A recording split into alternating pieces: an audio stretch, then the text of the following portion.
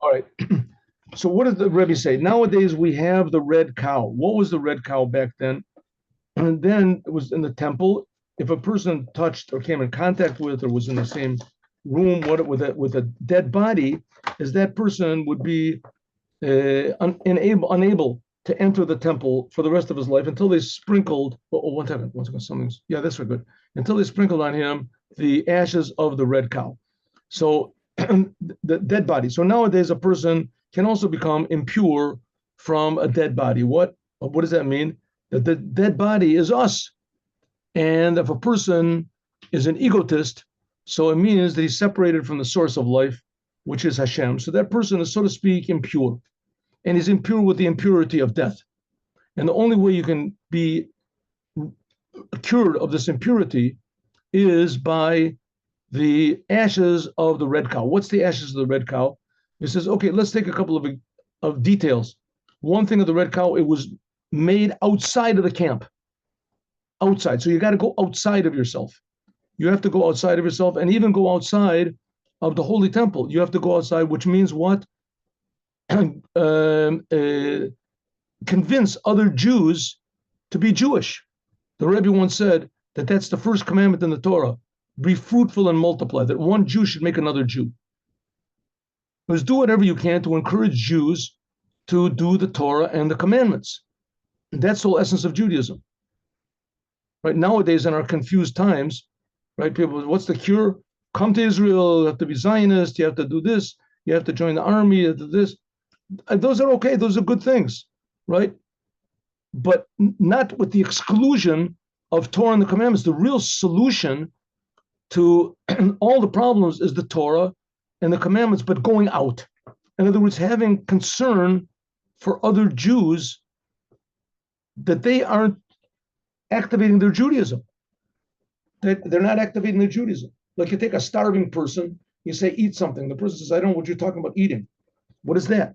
What does it mean eating? There were people in the Holocaust that they went so long without eating that they couldn't eat afterwards. They had to give them ice. They were just living on miracles. They had gone for, a week or two, just like sipping water or something like that. Just things that don't make any sense. Right? And so they got, same thing is that there's Jews that they're so far from Torah and the commandments that their mind, their soul has shrunk to the point where they don't know that that's what they should be doing. That's what a Jew is supposed to, a human being eats. That's how you get healthy. You got to eat. You don't want to eat every day. You eat every day. You have to eat. That's it. Right? You don't eat, you die. He says the same thing with the Torah. If a person doesn't learn the Torah, then the godly soul dies. Yeah, a godly soul can never die, but the godly soul becomes impure. So he says the way to do it, there's two ways. Number one is go out of yourself, right? Learn Torah, do the commandments, yes, but go out of yourself in order to help other Jews. Because don't think that because you learn the Torah and you do the commandments, therefore you're pure, right? You're pure. Exactly the opposite, because you learn Torah and you do the commandments. So now you realize your responsibility and you're not filling your responsibility, right? You should be loving God and fearing God. These people, they don't know any better. They're not considered to be sinners. They just don't know. So you want to purify the world, go outside of yourself and try to convince other people to do Torah and commandments in a way that they also love others. And that's going on. So that fills another aspect of the red cow, is that it purifies those people who are defiled. In other words, the Jews that don't know anything about Torah and the commandments, you purify them, you bring them to Torah and the commandments. And it defiles those people who are pure. You have to leave your holiness and you're learning Torah and you're doing commandments and interrupt yourself and have all sorts of disturbances by going and looking for people, and people say, no, I don't want to, leave me alone, and etc. Until finally you find somebody and have an influence. You have to go outside of your nature, and sometimes your nature could be a good nature, a holy nature, right? And you have to put yourself into new places that defile, so to speak, the pure. But you're doing it in order to purify the defiled ones. Of course, you have to be careful. You have to be careful. But like I said before, the Rebbe sent the boys in the yeshiva every Friday in the Chabad yeshivas. The boys go out onto the streets and they put tefillin on people. And sometimes they go into places that are they're exposed to really not nice things.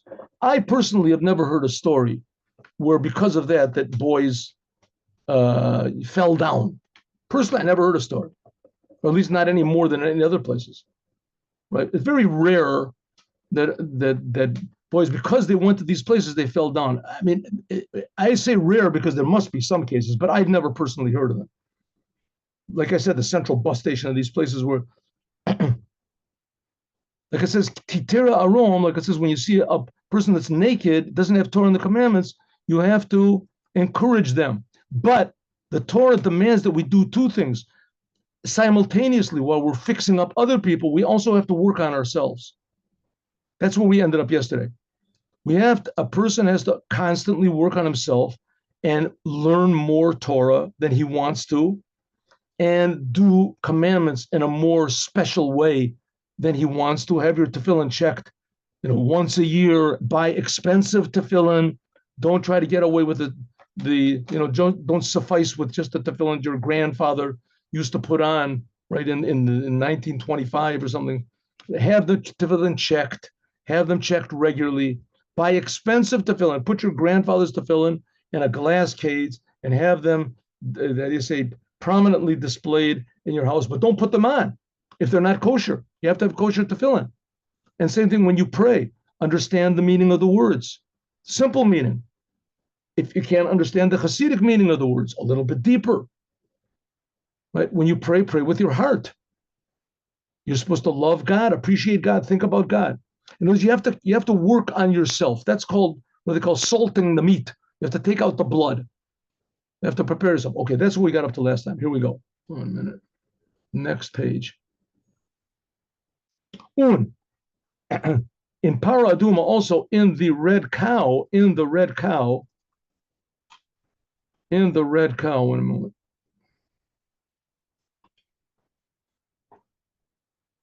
In the red cow, Klolos Kol Torah, which we said that hints at the whole entire Torah. Like it's a Zot, doesn't say this is the law of the red cow.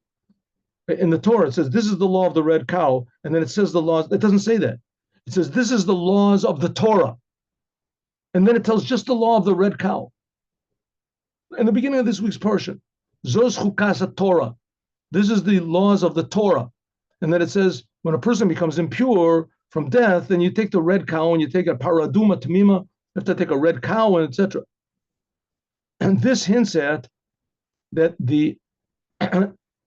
you slaughter the red cow and you burn it, and the ashes from the cow, which Moses made, hat man von ander geteilt. It was divided into 3 portions.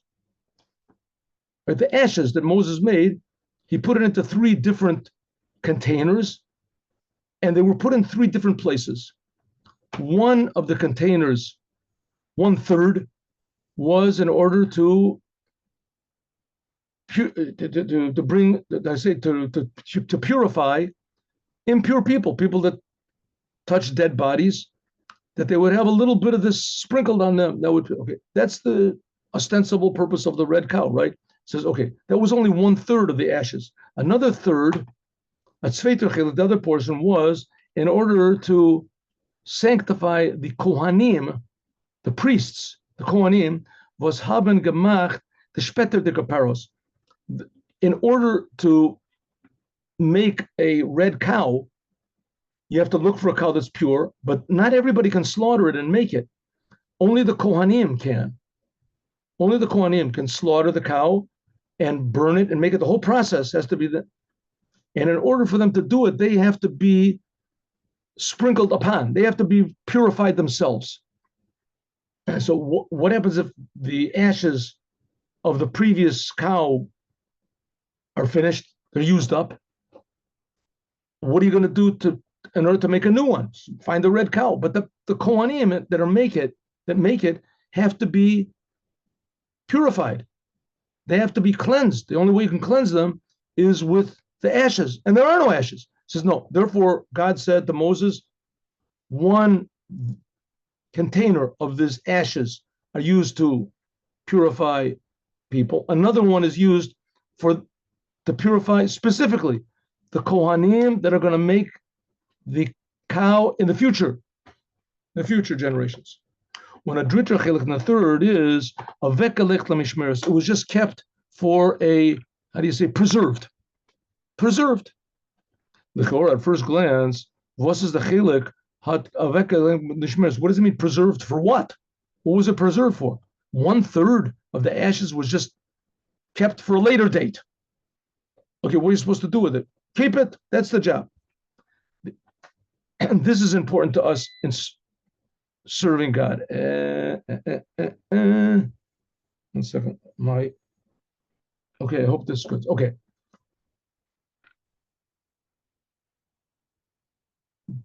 Because a person can be occupied, what do we say? You have to go and try to convince other Jews to do Torah and commandments.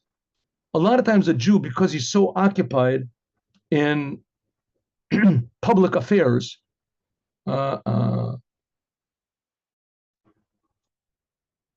we're back on. There was a power shortage for a moment, but now hopefully, okay, sometimes a person can get so occupied in public service, public service, that, is it working? No, something's wrong here. Problems. The world is filled with problems. Here we go. There we go. I'm sorry. It says sometimes a person is so occupied working with others that men forget that a person can forget about himself. Therefore, it says that you want to purify others, wonderful, but don't forget about yourself. You have to keep some of this ashes, which is humility, we said, and surrender to God, bittul, we said. Keep that for yourself. Menzel gedenken, you have to remember, as oich bei sich, that oneself can sein inyan from tuma. You can become impure. Was to leave them because of this can come. You need the upper adama. You have to come to yourself. A lot of times it's very common. You can see that there's rabbis that they're talented and that they've learned the Torah and they remember, and they speak to the crowd, and people really pay attention, and the right words come to them, and the ideas, and they can get emotional and make the crowd emotional. But sometimes that can really go to your head, and you can become an egotist. And if anybody disagrees with you, you get tremendously angry, and you do this. And sometimes you can vent your anger on people that don't deserve it, right? But everybody's listening to you. You have a big crowd, and you can be a rabble rouser, rouse everybody. You feel you're really accomplishing something. But it all comes from your egotism. You've forgotten the whole entire point. So that's what the Rebbe says. You have to go and convince other Jews to act Jewish, to be themselves, to do Torah, the commandments. It says, but don't be so involved in refining others that you forget about yourself. You forget about yourself. Now, in Chabad, it's also possible in Chabad. But in Chabad, we have the Rebbe. And the Rebbe, just the Rebbe's face, reminds a person that we're here to serve the Creator. We're not here for ourselves. And the Rebbe is the example. So the Rebbe is like the bottle of the ashes of the paraduma, which are just kept in reserve. It's always there to remind us that yes, we have a job to do in the world and to fix up the world, but we have a job to fix up ourselves. And you shouldn't go out of your boundaries of holiness just in order to have success. Sometimes success can be a big nemesis. Success can be your biggest enemy. That what people are willing to do for success, even godly success, holy success, what they're willing to do. They speak against people who interfere with them, who they think interfere with them, who don't think them like them, exactly whatever. So therefore, you have to have the ashes to remind you to be humble all the time and to remind you where you come from, right? Like Nachum Ish Gamza, we've just finished learning. The source of the serpent is from God. And sometimes, I can become the serpent, right? All of a sudden I become successful and it becomes, vitupras, vav. Vitupras means, that's as far as I know, it means like, dangerously jealous, something like that. What is the sum total of what we're learning? Let's summarize what we just finished learning. What can we learn from the red cow? Number one, the Shas Menzet, when you see a Jew, which in a revealed way, it's not recognizable. You see a Jew who has no signs of Judaism, he's only connected to himself, only connected to the world. He has no connection to God. Erzet ois, he appears. Vianit lebetika, he seems like he's dead to Judaism. Dead to Judaism. I heard a story yesterday, it was Gimel Tammuz, so I appeared in a couple of different places. I spoke.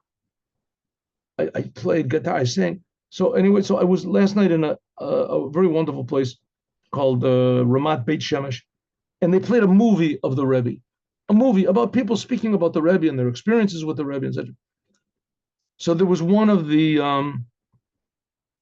interviewed one of the emissaries of the Rebbe, and he said that once approached him a Jew, and he said, I want you to take this letter to the Lubavitcher Rebbe for me. And the letter said, Rebbe, I do absolutely nothing Jewish. I don't keep Shabbos. I don't eat kosher. I don't do any of the commandments. I do everything that I'm not supposed to do. I don't know if he killed people or whatever, raped women. I don't think he did that. But whatever, what you're not supposed to do, I do. And what you're supposed to do, I don't do. So I have absolutely nothing to do with Judaism. Absolutely nothing. He said, it says, there's a general principle that says, a person who is tied up can't undo his own knots. Right? A person is tied up, he can't get around to undo the knots. A person who is imprisoned can't release himself. Says, therefore, I'm praying, Rebbe, I'm sending you, please help me. Get me out of here. Get me out of this. Right? Okay, what happened? Then he said, what happened is in the end, the man actually came to 770, and he came there, and the Rebbe asked that he should be given an aliyah, he was a Levi, in his minyan. And afterwards, the person became a normal, regular religious Jew. He kept it. But the person himself was 60 years old, whatever. And he said in his whole life he never did anything, and he realized it was wrong. So that's the same thing. If you see a person that doesn't seem to have any connection with Judaism, with God, you can think, Vibalt as Yene is gefallen as nidrig, because he's fallen so low, is a shoyin farlarn, he's lost. What do I have to waste my time on a person like this for? But if them on this it says, as Moshe Rabbeinu had gegeben the power. Moses gave the power to Metaher Zain, to purify every Jew. Afilu Azoi, even such a Jew which is impure with death. God gave him the red cow, the worst impurity you can have. He's involved in idolatry. He's the Pope, who knows what it is. And he's just seeped in anti-Semitism and anti-Torah and anti-everything and this. And he's an idol worshiper. Nevertheless, there is the red cow. He can come back. He can be refined. One lesson. So there's always hope. Number two, man can aber sein Yetzer Hora Tainen. A person's selfish, evil impulse can say to him, Zol taka sein, as it could really be, as Ichav, the Koach, I have. But it can say to a person, good, I have the ability to transform myself. Right? It's aber, but was bin ich mechuyev zu arablazen sich azoy nidrik. Okay. Biz as ich zol kennen tame veren chas shalom. Okay, this is different from what I thought. Okay, now we learned number one, every Jew can be refined. Every Jew, doesn't make any difference. Moses gave us the power. Okay, so religious Jews can say, Okay, good. Every Jew can come back, not to look at a Jew like this guy is out, That's, by the way, is the big fault, the terrible, terrible fault and mistake of all these guys, the Naturi Karta guys, that they say that, the Zionists are evil and that the Hamas is good and that the Hamas is good because they're killing them and the more they kill them, first of all, it's stupid and it's evil. It's evil, but let's just say that their really intention is really for the sake of God, because these people, right, the Zionists, they said there's nothing holy, nothing godly. The Jewish people are just like everybody else. Okay, so the enemy is good. So they've fallen as low as you can fall, right? But says the Rebbe, but it doesn't make any difference. They can be brought back. Everybody can be purified. Everyone can be refined. They're Jews. And a Jew is essentially good. You just have to bring it out. That's what the Paraduma says. Okay, so now a Jew can say, okay, good.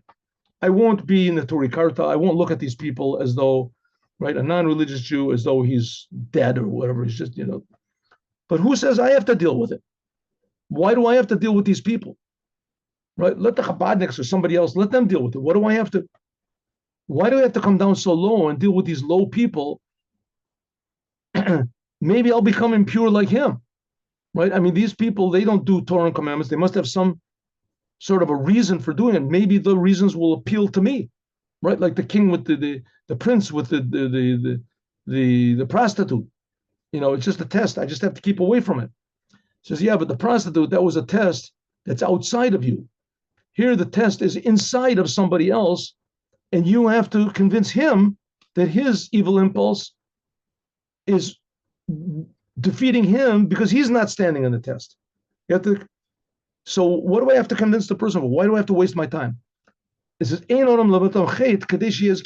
there's a principle. You don't tell a person to do a sin in order that he'll merit another person, right? Somebody needs $100. I can't go and steal $100 in order to benefit someone else. I can't wreck myself up in order to. So what the Rebbe is saying, I should wreck myself up in order to help another Jew? What do I have to do that for? Or if them, and this says, as Davkin, then Bestate, it says, Chukas Torah. It says, this is a law of the Torah. Kalalas in the Torah, this is the whole idea of the Torah. The whole idea of the Torah is that you have to go outside of yourself to help another Jew. To help another Jew act Jewish. Und kol shechin, how much more so, poiled nit bei sich, as soll sein arab legen bishvil azuos, weglegen bishvil azuos. It says, is felt im nit, nor in a prat, nor in klal, der ganzen Torah. If you don't help another Jew, it's not that you're just relinquishing one commandment, right? Love another Jew as yourself. The red cow, purify another Jew. Okay, that one I'm not going to do. I'll do the rest. Says, yeah, but that thing about loving other Jews, even if they're not religious, and at least make a good impression on them, that Judaism is a good thing, right? Somehow or other, think about them. Pray for the other person that they should become religious. Maybe I'm going to fall down because of that. It says, listen, the fact of the matter is that the Torah told us that we have to do it. We have the help from Moses. Number two is that's the whole Torah.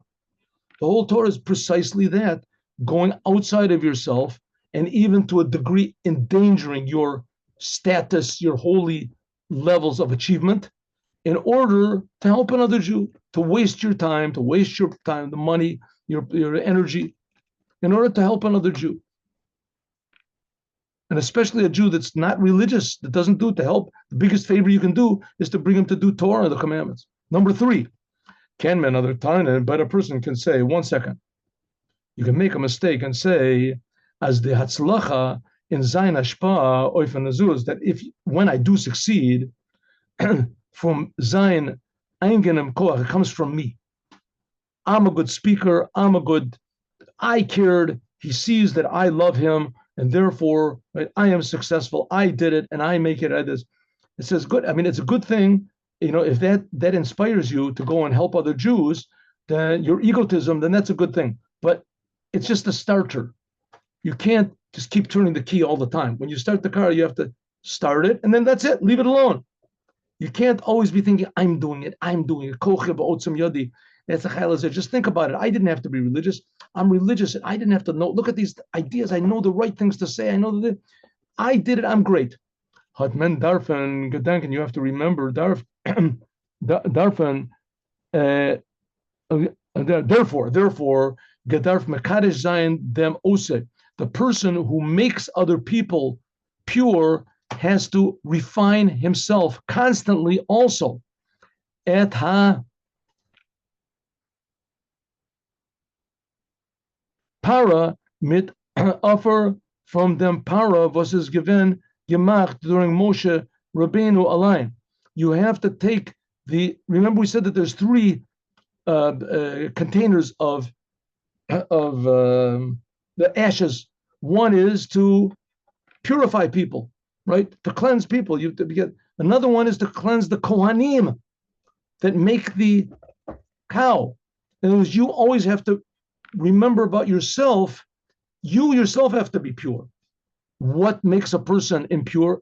Success. Sometimes success can be our biggest enemy. The whole crowd is hanging on every word. You're speaking and you delay. And the reason for this is everybody's watching. What is the reason? Because Moses everybody's listening to me. I'm so successful. I'm so great. Okay, it's a good feeling, but don't let it go to your head. It defiles you. It defiles you. Don't think that the success comes from you. You have to know that the success that you have comes from Moses, from Moshe. Men can, but a person then can think, blois in them kav from ton mitatzveter. Of a person can say, okay, I got it. I know what to do. I am refining myself. I am refining to the degree that when I talk to others and I succeed, I'm not an egotist. And it works. I'm thinking about others and I'm refining them and I'm not an egotist. And that's it. He says, no, a person can get so involved in helping others that he forgets about himself. Right? Every free moment you have, you can't sit, whoa, I did a good thing today. Whoa, I really makaraved a lot of people. No, every moment you have free, you have to learn Torah. You have to be careful about your commandments. You have to pray at long length, deep, genuinely. You can't just I can't pray a long time. If I do, then I'm not going to be I won't have time to go out and makarev other Jews. I can't sit and learn Torah all the time. I won't be able to have time to makarev other Jews. The main thing is to makarev other Jews. Says the Rebbe, yes, it's true. To bring other Jews closer to Torah is important. But every free moment that you have to be learning, and you'll find you have a lot more free moments than you thought. And you'll also find out that the more Torah that you learn, you'll find that the time that you do go out and to other people, you'll have more success in a shorter amount of time. There'll be a blessing in what you do. That's why it says you have to have the third vial of ashes as a mishmeret. It has to be that you use it for yourself as well. You have to think about yourself and learn more Chassidut, think about it more, work on yourself. The main thing is to work on yourself. The main thing is to purify yourself. And one of the ways to do it is to purify others, but not to forget about others. Okay, now we're going to learn, God willing, about the 11th and 12th day of Tammuz, but I think that next week the Davar Malchut is really relevant to this. So I think we're going to learn next week from the Davar Malchut. But let me just say just a little bit from the beginning, which, this could be part of the story, but that I'm going to tell, but I wanted to tell a different story. The Rebbe, previous Lubavitcher Rebbe, he was taken into prison. And it was in 1927. So he was taken into prison in the middle of the month of Sivan. And finally, he was released totally on the 13th day of Tammuz, which is just short of a month.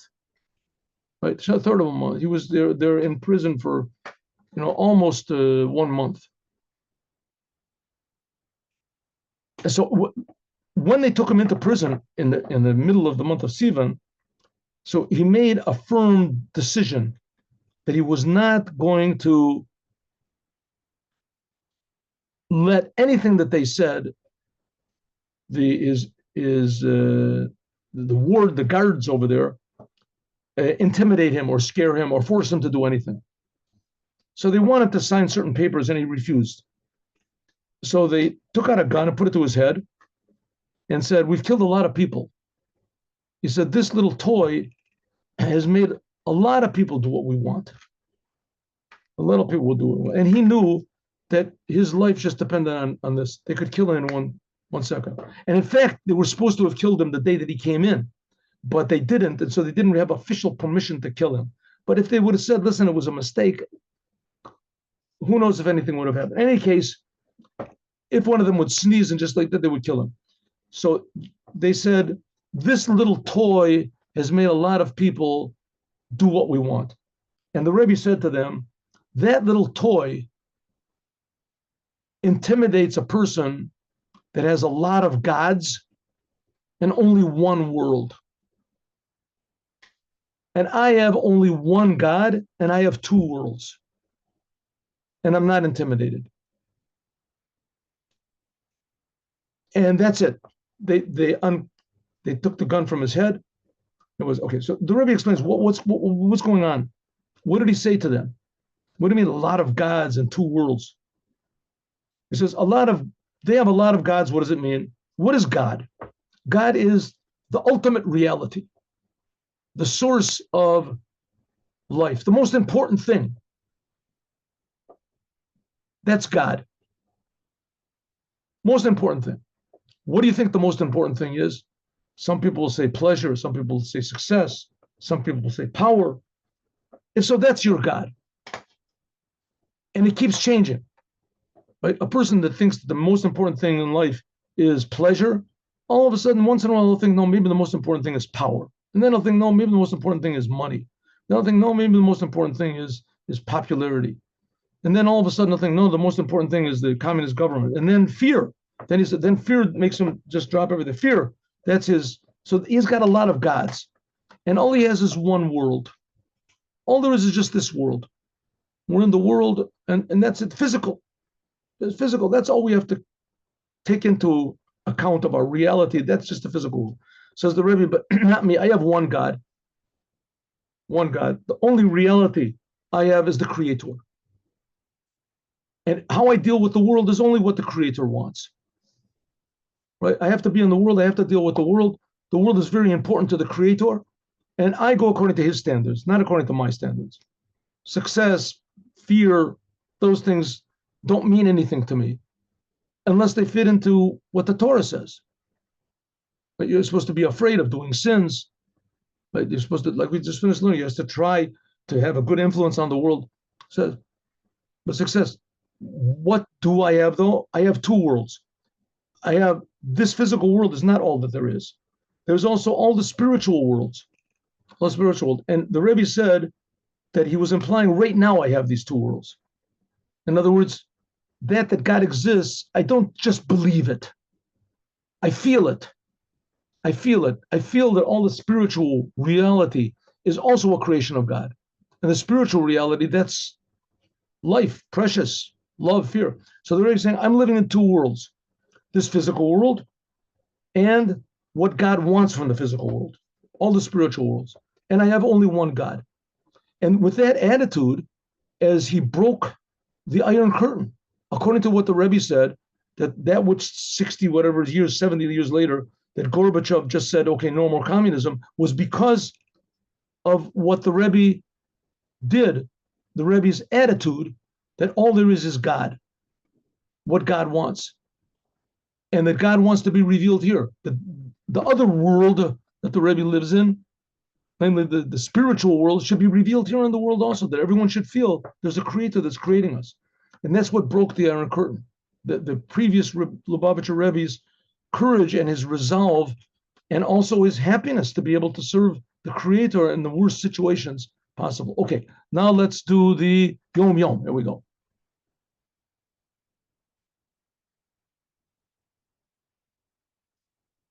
Yeah, okay, just like this. 1 minute. Stop.